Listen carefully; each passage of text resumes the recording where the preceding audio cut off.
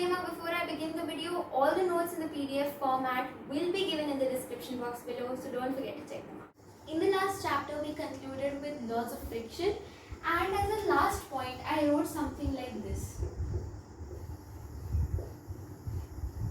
Right? Friction is equal to mu into N. This is just a constant. Yeah? This is friction. You have no clue what this is. Right? So what is this is called as normal force, or often people also refer to it as the normal reaction. Okay? Now let us just go through what is normal force or what is normal reaction. Okay? It is an important concept because it will clear a lot of concepts that are coming up in the future. So if I have an object kept at a plane like this, I am pushing it, okay? So I am applying this force in this direction, pushing it. Where will the friction be applied? Yes, in this direction. See, it is moving, it is in motion. So this is kinetic friction. How will you represent static friction? Rolling friction. How will you represent a constant of static friction? Mu s. Are you getting the idea? This is very simple. I don't think I need to go too much into notations. Alright. So this is my friction. Tangential and opposite. Where did I get that from? Laws of friction. Okay. Now there is another force that is acting downward. What is that? Gravitational force. Okay. So gravitational force acts downward. There is another force that is acting upwards, okay, and it is always perpendicular to the object. That is your normal force. At times in questions and other books, you will see this is also represented as R. Both of them are correct, but usually we prefer N over R, right? So this is normal force or normal reaction. This is the force that I am applying on the object. This is the frictional force that the ground is applying on the object. And this is the gravitational force that the gravity is applying on the object. So that is the number of forces that acts on a single object when it is in motion, or take when it is at rest. These are the forces that are acting on it. Or it can't be at rest since I am pushing it. So right, that was correct. Okay, so this is the overview. Now let us go and divide it into components. Yeah, rectangular components. Do you remember that? I hope you do, because that will also be very, very important in this chapter. When an object is going like this, say this is A, what is the x component called? Ax cos theta, A cos theta is the x component, right, if this is theta. And y component is A sin theta. If you don't remember this, review the chapter of motion in a plane once again, because this concept is very, very important. All the vector components, rectangular components, cos theta, sin theta, it will be used throughout the derivations in whatever we are doing in this chapter. Alright, so I hope this point is clear. Talking about an object in an inclined plane, what we saw now was object in a normal plane. Yeah, the object was in a plane that was like this. What if an object is in an inclined plane? This is the object. Okay, where will the gravitational force act? See, this is important, please focus here. Gravitational force always acts vertically downward to the object. If this is the center, something like this. Yeah, F equal to mg. Or can I call it W also? That is weight. Yeah, clearly different books, different notations, but any of them is correct. Where will my normal force act or normal reaction? Where is the normal force? As I said, normal force is always perpendicular to the object. Okay? This is the plane of the object, right? How is it perpendicular? Like this. Keep that in mind. Yeah? Don't draw it like this. That is not perpendicular. With respect to the plane of the object, always normal force is perpendicular. See, the word itself is normal. Yeah, normal means 90 degree, right? In 10th standard, when you studied laws of reflection, refraction, you talked about normal. Yeah, it's the same normal. So normal is always perpendicular. like this. And then here we have some frictional force F. This is the system, right? Now take this and just let this be an angle theta. What will this be? Will it be mg cos theta? Right. So what is my friction? What is my friction? Can I write my friction here also? Yeah, it will be correct, right? Since friction is acting in this direction. If this is mg cos theta, then what is this component? Is it mg sin theta? Confused? Let me just clear it up for you. Let us draw another one here. Just the two components. This is mg. Alright? It is making theta with x component and this is the y component. Here friction can be taken down also. We know friction is acting along the ground. If I am taking friction here, it is the same as representing friction here. Okay, there is no issue in that, but we prefer to draw it like this when we are drawing a diagram. But however, here since we are starting with some derivations, it will be useful that you come to know that friction taken here is also correct. Alright, so can I take friction here now? Yeah, that is not an issue. Alright. Oh. Yeah. Now take a look at this. So now this is mg cos theta and this is mg sin theta. If you are confused where to take cos theta, where to take sin theta, if this is an angle, a vector is making an angle theta.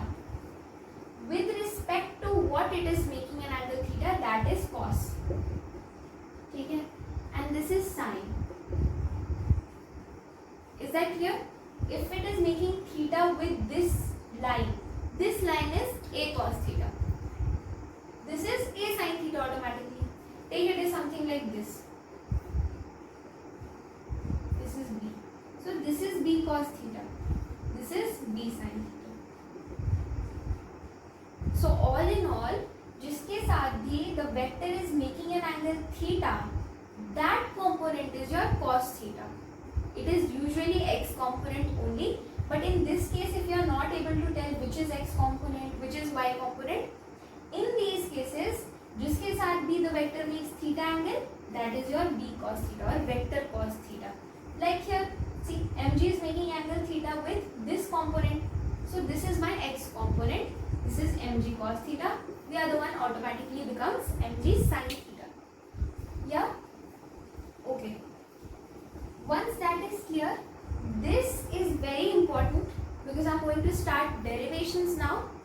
And in derivations, this part will be very, very useful. If you want, you can note these down.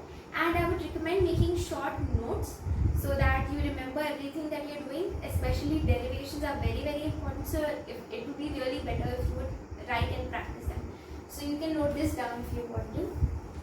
Let us come to the next concept, which is angle of friction represented by theta.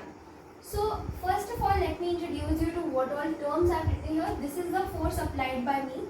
Say I am pulling this object is kept on a horizontal plane. This is your weight, of course, gravitational force. This is your frictional force. Like I said, whenever you do a derivation, you will always take frictional force from the center and opposite, not tangential. We know frictional force acts tangentially, but whenever we are trying to draw or derive something, we will not use that, alright? Because this is much clearer. And whenever you draw something in your exams or derive something in your exams, you want the picture to be very, very clear. So this is your frictional force. Now coming to this is your normal force, you know that. This is perpendicular. But what is this? This is normal resultant or the resultant of the normal force. Now you know I've already spoken a lot about resultant vectors. If you haven't checked out the video, please do check out the playlist that is on, I think it's in motion in a plane, right? We've talked about resultant vectors there. Now coming over here, now let us talk about this. What is your angle of friction? Let me try to define it in very, very simple terms. It is the angle made by the resultant normal force between the frictional force and the normal reaction with respect to the normal reaction. Yeah? Let me repeat it once. It is the angle made by the resultant normal force between the frictional force and the normal reaction with respect to the normal reaction is called as angle of friction, that is theta. Now let us derive what is theta. Okay, so let me take this point as A, this one as B, this as C, and this as B. If you want to note this down, you can note this down. And what about the definition? I'll write it here just for you all. Angle made by resultant normal reaction between friction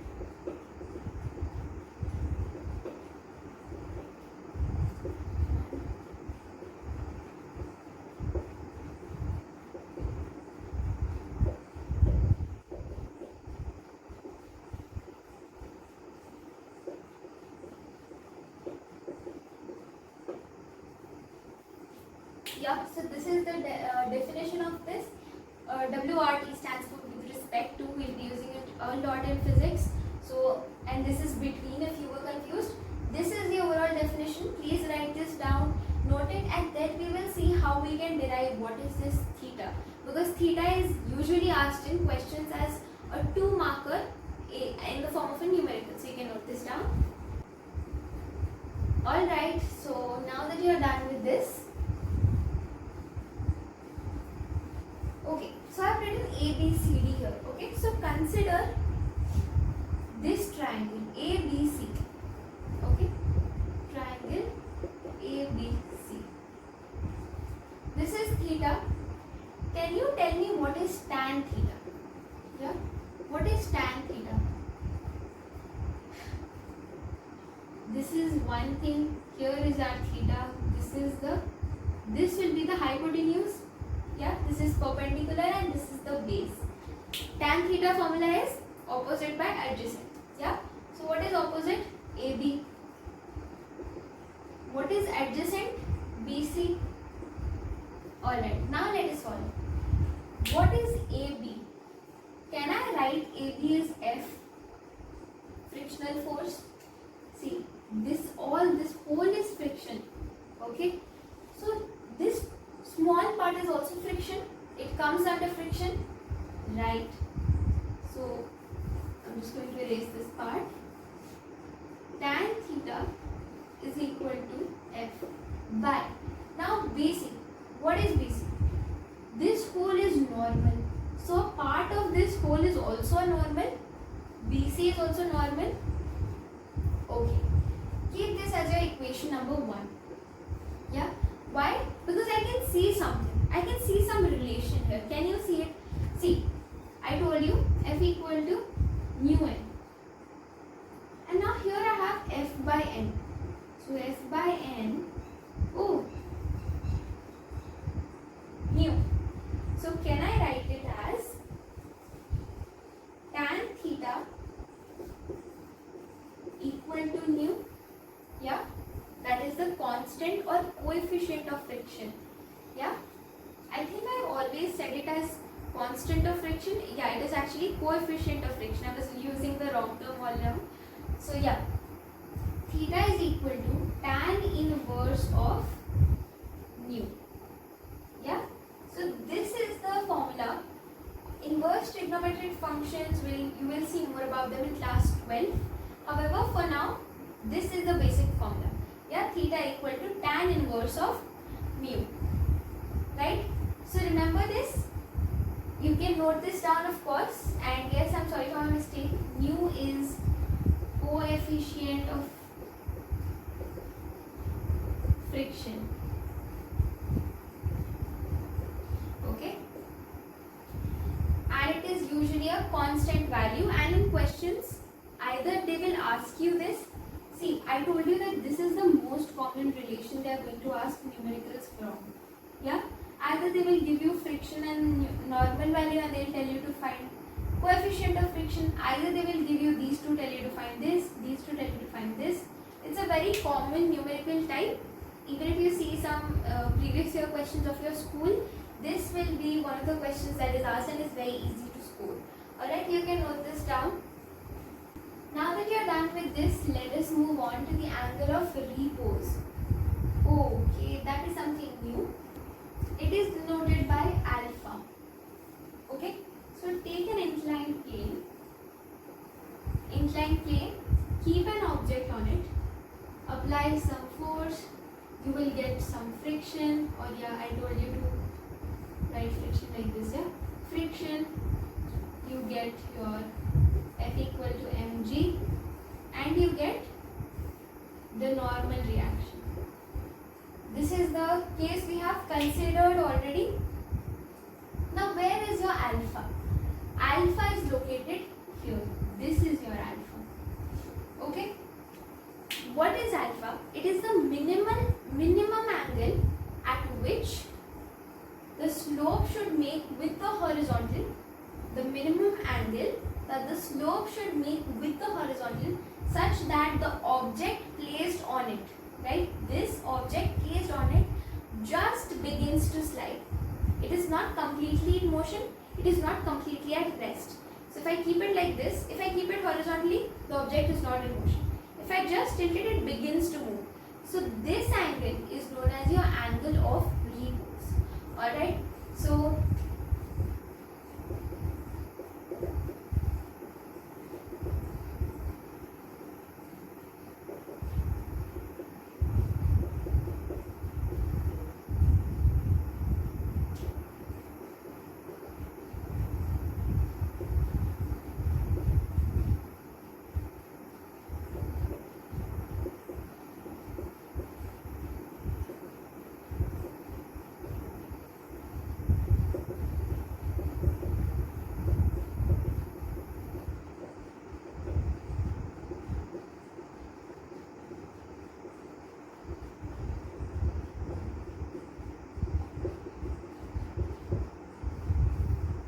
take a look at this definition. This is the complete definition of what I said verbally. Yes, of course, you can note this down, and then we will derive what is alpha, just like we derive angle of friction. Alright. So starting with the derivation, I'll write this as mg. I have rubbed off the f because you understand that f itself is equal to mg. Now just consider this line. Okay. This angle is also alpha, okay, and this is your mg cos alpha, and this is mg sin alpha. Yeah, do you remember why? This is making an angle with this component, so it is cos. Angle is alpha, so mg cos alpha. Alright, take a note, I'll just rub the definition now.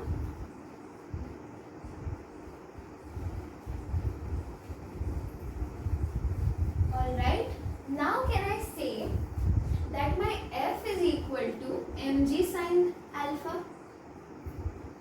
Yeah, this is equal to this, not the direction of course, but are the magnitude same?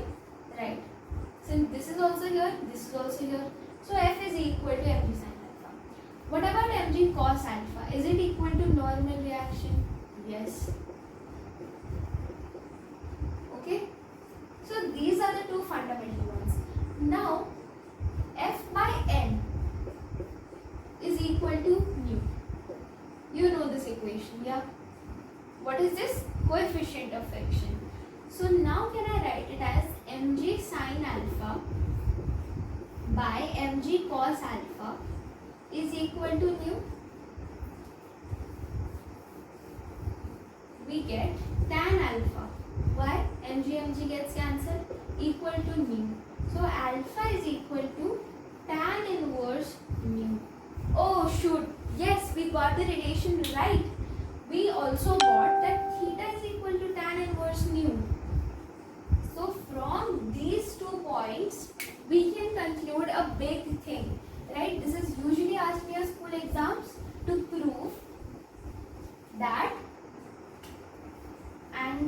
friction is equal to angle of repose. Yeah, so now you know. Is it very clear? So if it is asked in your exam, prove that angle of friction is always equal to angle of repose. What are you going to do? First you will find angle of friction, put that equation in a box, put this in a box. Next you will find angle of repose, put that in a box. Say from 1 and 2 we come to know that angle of friction is always equal to angle of repose. That is a simple one. I just gave you a 4-marker question and it was so easy. Like I said, this chapter is an easy one. We can do this together. So here is the final the conclusion out of the 2 big derivations that we have done. In the PDF form I will give these derivations. So what you want to try and focus in this lecture is to focus on the understanding and not on noting down everything. Obviously the notes will be available. So I would request you guys to focus here and take down the short notes that I am giving, such as this one, or if I give any other short note. Alright? Ever wondered why pulling is easier than pushing? Wait till you hear this. We are going to derive and understand why and how is pulling easier than pushing. Alright? Let us start with the derivation of pulling. This question comes up as it comes up in the form of a derivation. They ask you that pulling a lawn mower is easier than pushing it. Why? Taking out something from the cupboard is easier than pushing it back in. Why? So you have to show this derivation. Alright? Depending on the number of marks, of course. If it is a 2-mark question, you will just write the result of derivation. If it is a 4 to 6 mark question, you will show the full derivation. Usually it is a 4-mark question. So let us just see about pulling. Take this as my object. What is this? Or I'm just going to write it as mg. Yeah. This is F and this is friction. This is normal force. Alright. Now once this part is clear, let me just divide it into components. Let this be nothing, right? For now, I'm pulling the object like this. We always pull it from the top, right? We never pull it horizontally. I'm sorry I wrote it like this, but we always pull it like this. Yeah, the force is always applied in some angle. Let that angle be theta. Yeah. So this is F. What is this? F cos theta. And what is this? F sin theta. The twist here is that this is very easy. You can write F equal to F cos theta. Very simple. What about here? F sin theta is equal to what? There are 2 forces acting in opposite directions. Yeah? Let us see what happens. So first of all, we know F equal to F cos theta. How about this? Can I take N plus F sin theta equal to mg? Mg is in the opposite direction, both of them are in the same direction. So I basically get N is equal to mg minus F sin theta. This is equation 1 and now this is equation 2. I have my F, I have my N. Can I calculate mu? Yeah, F by N. So mu is equal to F cos theta by mg minus F sin. This is the main crux of this derivation. Now see, coefficient of friction, here the denominator is small, right? Mg minus F sin theta. It is minus. So F cos theta is large. That means more force is being applied in the horizontal component, right?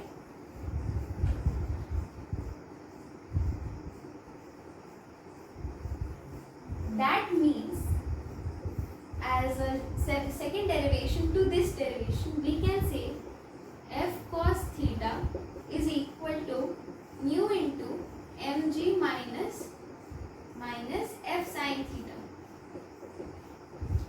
Yeah, I've just multiplied this here. What is F cos theta? Is F cos theta the horizontal component? So horizontal component of force, this is a minus. Can you see the minus? Minus means things are reducing. The force is reducing. We have a reduced horizontal component. When you derive for pushing, let us see what will happen when we derive for pushing. You can take a note of this, take a look at this, just review it in your minds since the PDFs will be available. Take the same object. This is mg. Sorry. This is normal force, yeah, perpendicular. Now I am pushing the object like this. How do you push an object? We pull the object like this, right? But how do you push the object? You push it downwards.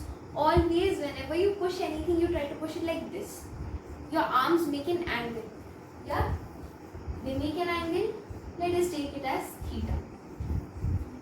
Right? This is the force that we are applying. This is also theta. Why? Vertically opposite angles are equal. Is this f cos theta? Yeah. What is this? F sin theta. Right?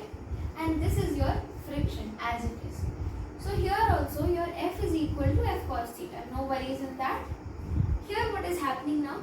mg and f sin theta are now in the same direction. Yeah? So we get n is equal to mg plus f sin theta. Is it clear? Is it clear?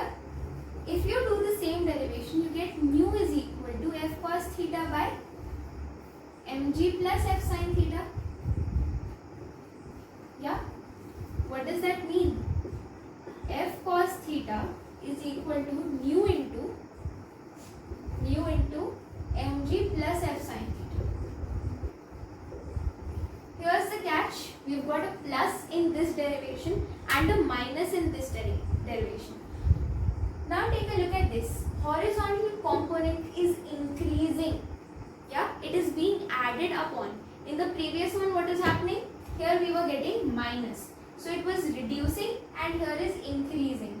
That is why this concludes the derivation. Hence we say that pulling is always easier than pushing. So this question is commonly asked. So you can note down this derivation. Minus is for pulling and plus is for pushing. If the question is of 2 marks, you can directly write this equation and you can say this one is for pulling, this one is for pushing. As we can see from both the equations, pulling is easier than pushing. And that concludes one more topic. Let us start with a new concept, that is motion in a rough inclined plane. So till now we have only covered motion in a smooth surface, right? So whenever something moves in a surface like this, very more like negligible amount of friction is acting on it since the surface is so smooth and polished. Friction acts on rough surfaces. Friction is there in every surface, of course, that is true, but friction, more like the amount of friction, the magnitude of friction is obviously more in a rough surface, since we said that friction depends on the nature of the surface. Remember, I just taught laws of friction, yeah, from there. Now let me draw a diagram to represent motion in a rough inclined plane. So there are 2 types of motion I can have. Yes, very common. I can go down and I can also come up a rough inclined plane. So let us go down the rough inclined plane first. So this is case 1 where we will go down. Okay. So let me first tell you what do we have to find. In this derivation, we will be finding the acceleration of the object when it is going down the rough inclined plane, the velocity and the time for the same, right? So here is my rough inclined plane here, very zigzag to denote it is rough, and okay. Now I have kept an object here and the force is being applied in this direction. Okay, since it is coming downhill, so friction will act in this direction, weight, that is mg, will act in this direction, and your normal reaction will be in this direction. Now do you remember what is this? Yeah, this is the angle of repose. We have just covered it. Now this is mg cos alpha, and this one is mg sin alpha.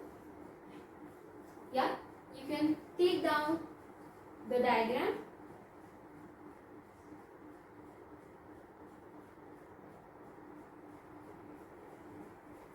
Now what is your friction, or more like this force? Can I write this force as mg sin alpha minus frictional force? So normal is equal to mg cos alpha, not theta, it's alpha here. Yeah, so this is our second equation.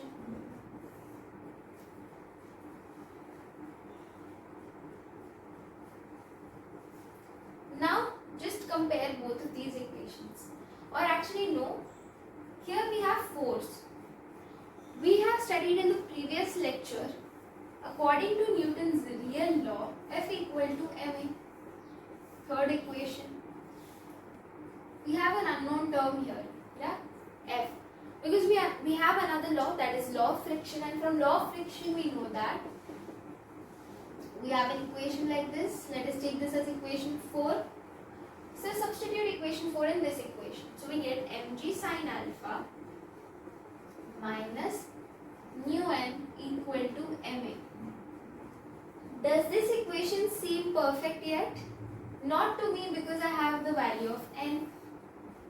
Wow, very intellect. Yeah?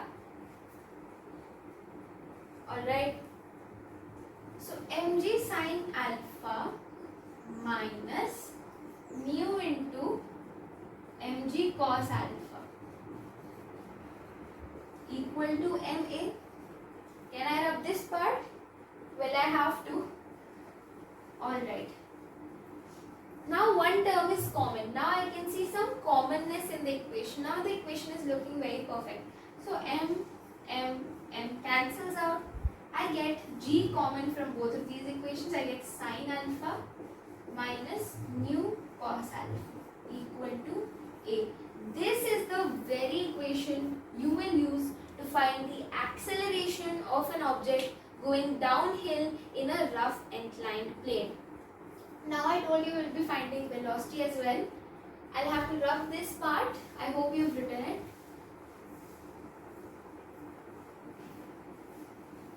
Okay, how will you find velocity? Here we are going to use the concept of motion in a straight line. Yeah, physics is really interlinked, so I would recommend every one of you to keep practicing over and over. So now you know that v square minus u square equal to 2as. Yeah, everybody knows this second equation of motion. But before I tell you about this equation and the derivation, I want to remind you actually that I said that when I push the object starts going downhill. What was happening before I pushed the object? It was not moving. Yeah, it was at rest. Whenever an object is at rest, we get the velocity as 0. So is the initial velocity as 0? Can I take it like that? Okay then. Now I have a simple equation. What is s here? S is the distance in general. So how much distance am I covering? How much distance is my object covering in the rough inclined plane when it's going down? Now distance we'll not take as s because it kind of gets confusing. We'll take it as length that the object is covering. So we usually denote it as L. Even in your textbook it is denoted as L, so I feel that this will be more comfortable. Okay, now v square. So now we are going to get the value of v square equal to 2L times of A. Yeah, 2L times of A. Can I write it like that? And now what is A? A is G into sin alpha minus mu cos alpha. This is the derivation for V. Now if it is for V square, you know what you have to do. You just have to put a root here and you get your value of V. That's it. Another equation is S equal to ut plus half at square. Just now I said this component will become 0. Why? Because the initial velocity is 0. So you get L. Yeah, I hope this is clear. L equal to half at square. From here, t square is equal to 2L by A. So t is equal to root over 2n by a, that is equal to root over 2n by g sine alpha minus mu cos alpha. I hope this is very clear. So this is your time, this is your acceleration, and this is your velocity. This question can come up as a 4 marker, not very guaranteed, but it has a very simple derivation if you understand. And I hope that everything was clear. Yes, doubts are always welcome in the comment section. So you can note it down or you can just look through it. So our next concept is motion along a curved road. So here derivation is important. So I'm going to explain the complete derivation. So you don't have to worry about that. Now from this you might get a 4 marker derivation or a 6 marker. That is not very probable, but yes, you might get a derivation from here. So here is a curved road. Here you can't see the curve, but if I see it from the top view, the road is like this. Okay, and it also has some inclination. It is like a mountain path. Yeah, it is like a mountain path where you're going downhill or uphill. You'll have some inclination. Yeah, you have some inclination in the mountain, but you also have curves. Yeah, that is as simple as it is. You imagine. Alright, now here I have written some random stuff, so let me explain that first. This is the weight acting vertically downwards. This is the normal reaction. That is okay. Till there we have understood. Now we divide mg into two rectangular components. Yeah, mg cos theta and mg sin theta. Why this is theta? This is the angle of repose because there is inclination. Whenever you have an inclination, you will have angle of repose. Okay. Now angle of repose is denoted by alpha, but here we have denoted it by theta. There is no harm in that. You can write alpha here. You can in fact write anything like alpha, beta, gamma, anything. So here we have denoted it by theta just for convenience. Okay. Now this is mg cos theta. Why? Because theta is being made with respect to this component, and this is mg sin theta. Friction is also acting in this direction. Why? Let me tell you. I have written mv square by r. This is this one. But what is mv square by r? Centripetal force. Okay. So centripetal force will act inwards. See, the object is moving like this. Yeah, something is pushing it like this. So friction is acting opposite.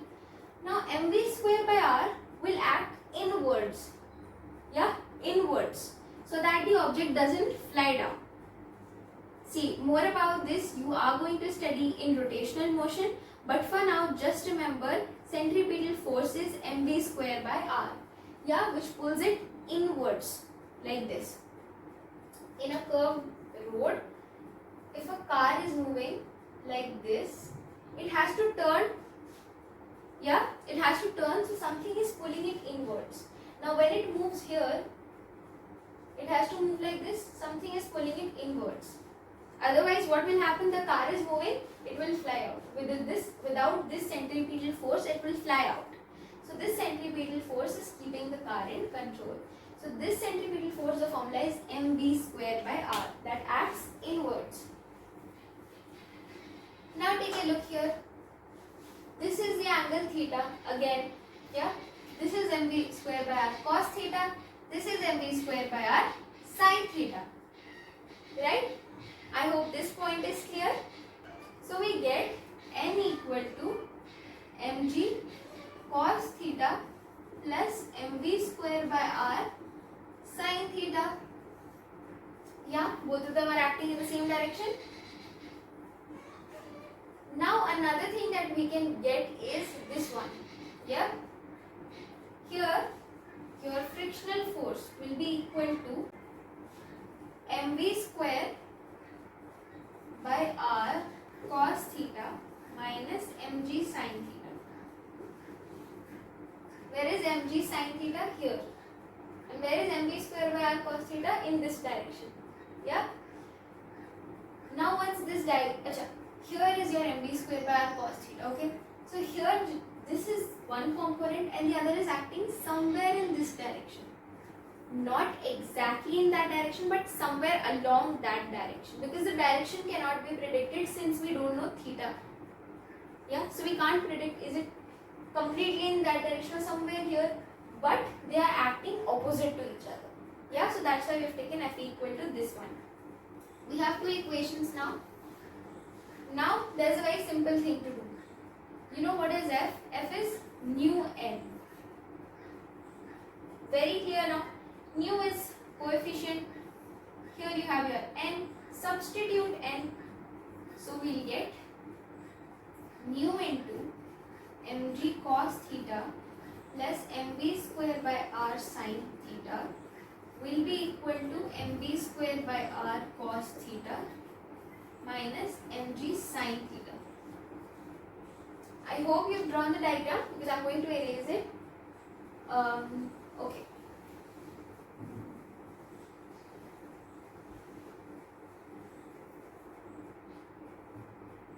Now I'm going to multiply mu to all of these. Mu into mg cos theta, then plus mu into mv square by r sin theta equal to mv square by r cos theta minus mg sin theta. One thing that is common here, m, cut it out. Yeah. Now you get mu g cos theta. Bring this term here. Yeah, g sin theta. Why? Because they both have g. So minus g sin theta. So this will become plus equal to, see, v square by r cos theta, and now take this that side, so you get minus v square by r sin theta. Understood till here? What I have done is basic mathematical calculations. Alright. Should I explain it again? I'll explain it once more. See, here I cut off m because m was common for every term. Next, this term, it had a g in it. So common terms I have brought together. See, now it has v square by r. This also has v square by r. So these two terms I took this side. That's it. I haven't done anything else. Now let us take g common from here. We get mu cos theta plus sin theta. What do we get from here? Achha, mu is here also. Over here also we have a mu. Okay. Now let us take v square by r. We get cos theta minus mu sin theta. Yeah. Now what do we want? We want the velocity. This is what we want, v square. So let v square be there, g by mu cos theta plus sin theta by, this r will come here, so gr, by cos theta minus mu sin theta equal to v square. So what is your v? This is your v. This is your final result. So this is how it is done step by step, right? And here is how your answer will come up. If sometimes they might give, let mu equal to 0, coefficient of friction is 0. What does that mean? Smooth surface, 0 friction. So there you will get root gr. From here this term goes away, yeah? Sin theta by cos theta, that is gr tan theta equal to v. Clear? This is the derivation. These are the two important results. And overall, this is it. Now there's just one thing left that I want to give you as a note, because sometimes a few numericals might pop up from there. That is bending of a cyclist. A whole derivation will never be asked from this. At least for me, it has never come up. But yes, of course, a few numericals do show up from that part. So let me just give you a brief note on that. Okay, bending of a cyclist. Of a cyclist. This is a cycle, yeah, imagine, and it's bent at an angle theta. They'll ask you a question like, how much should a cyclist bend such that he doesn't fall? Or at what direction should the cyclist bend such that he doesn't fall? And the answer to all of them is very similar. It is theta equal to tan inverse. See, tan inverse will always give you the direction. If you remember, in motion of plane, whenever I told you that at what angle will you hold the umbrella, there are a lot of numericals from there. So at what angle will you hold the umbrella? That was also your tan inverse by Vy by Vx. Yeah? If you remember, this was the answer. So here also again tan inverse comes because tan inverse gives the direction. Tan in general gives the direction and theta will give us the direction of what angle should the cyclist bend such that he does not fall. V square by Rg. This derivation is not required, that's why I have not done it. However, in the notes down below you will find a derivation, so you can check that out, but otherwise this is the important result. So here you know G is acceleration due to gravity. R, what is R here? See, this is the formula for centripetal force we just saw. From this itself, this derivation is derived. Yeah, so R is the thing, but radius. Yeah, because see, centripetal means it's always in a circular motion, and even when it's bending, the road must be like this when it's bending. So the radius of the road, which will usually be given, what is the value of R? They would have given it in some way. See, this will be given to you, take as 10 meter per second square. This will be given in the form of meter per second. So whatever quantity is given in terms of meter or centimeter, that is obviously your R. Yeah, so this is the overall formula for bending of a cyclist. Whenever a question comes up on that, this is how you are going to solve it. Okay, so before I wrap up this chapter, there are actually, personally there are no numericals that I want to solve from this chapter because this chapter is all about theory. If you understand the theory, you will be through with the numericals. There are few in NCERT, like they have given the force and they are asking you the acceleration, they have also given the mass. There are questions like that, not very important questions. However, on practicing you will get them. If there are any doubts, do post them in the comment section so that I can answer them. And if there are a lot of questions, I might make up a separate video on that. I left about advantages and disadvantages of friction because that is something that you all know, wear and tear, all of that. Holding a pen is an advantage, shoes getting torn is a disadvantage. So I left that portion, I hope you don't mind it. Of course, you can read it from NCERT for in-depth. A lot of points are also given there. So that is it for this video. Thank you so much for watching. I hope you enjoyed. I really enjoyed this session. And next I'll be starting with the next chapter, that is work, energy and power. However, like I said the last time, if any suggestions for a new chapter, please comment them and I will make a video on that. Thank you so much. Bye.